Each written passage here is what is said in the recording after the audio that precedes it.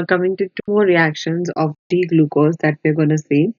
So we have this D-glucose and we're going to react it with, firstly, we're going to react it with bromine water. So when we react it with bromine water, what happens is that glucose gets oxidized to 6 carbon carboxylic acid, that is gluconic acid, on reaction with mild oxidizing agent like bromine water. So we have a mild oxidizing agent like bromine water, and now our glucose is getting oxidized to gluconic acid. Now, what is gluconic acid? So we first have oxidation of this aldehyde group over here. So this aldehyde is getting oxidized to COOH, and the rest of the D-glucose remains the same. So we have got these particular atoms in their respective places. Because bromine water is a mild oxidizing agent, it cannot reduce this CH2OH that is present, as well as the rest of the OH groups. So what we get is gluconic acid. So this is nothing but gluconic acid. Okay. So now what is happening? This indicates that the carbonyl group is present as an aldehydic group. So we confirm by putting it through bromine water that this carbonyl group that is present on our D-glucose is in fact belonging to an aldehydic group. So glucose is getting oxidized to gluconic acid in the presence of bromine water. Now, coming to the second reaction that we're going to discuss here is when glucose reacts with HNO3.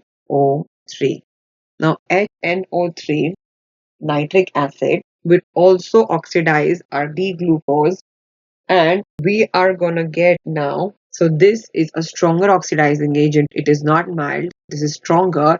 So, what it does is this in fact will reduce both the COH group, that is the aldehyde, to COOH, and will also reduce this CH2OH at the bottom to our acidic dicarboxylic acid.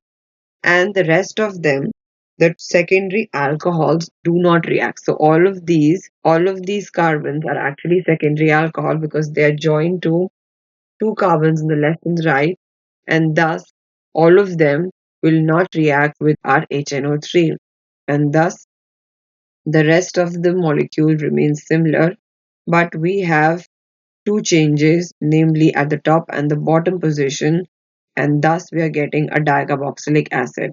Now this dicarboxylic acid which we just got has a name, and it is called saccharic acid. So we are getting saccharic acid when our glucose is reacting with a strong oxidizing agent, that is nitric acid. Also, this nitric acid, so now firstly let us see that what HNO3 proves. With the reaction of HNO3, we now know that we in fact had one primary alcohol, that is this particular OH group was primary in this D-glucose, because HNO3 will reduce the primary alcohols to give us carboxylic acid.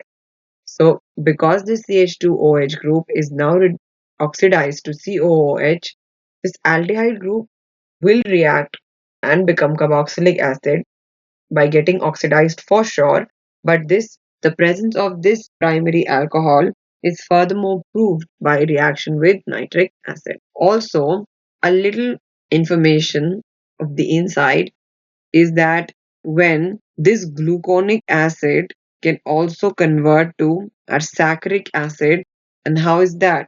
By oxidation with nitric acid. So when you put nitric acid, oxidation occurs here also, and we can convert this gluconic acid into saccharic acid. So at the end, if we begin with bromine water and then put HNO3, we get the oxidized product, that is saccharic acid. The final product that we get is in fact saccharic acid. And if we put HNO3 in D-glucose, that is nitric acid, it oxidizes the D-glucose, the aldehyde group as well as the primary alcohol group, and we obtain saccharic acid. So, on oxidation with nitric acid, glucose as well as gluconic acid both yield a dicarboxylic acid, which is saccharic acid. This is the dicarboxylic acid because of the presence of two COOH groups. So we have got a dicarboxylic acid, and this indicates the presence of a primary alcoholic group in glucose. Okay. So these were the reactions that we had to cover in under glucose, and we saw the reaction of glucose with bromine water and HNO3, right?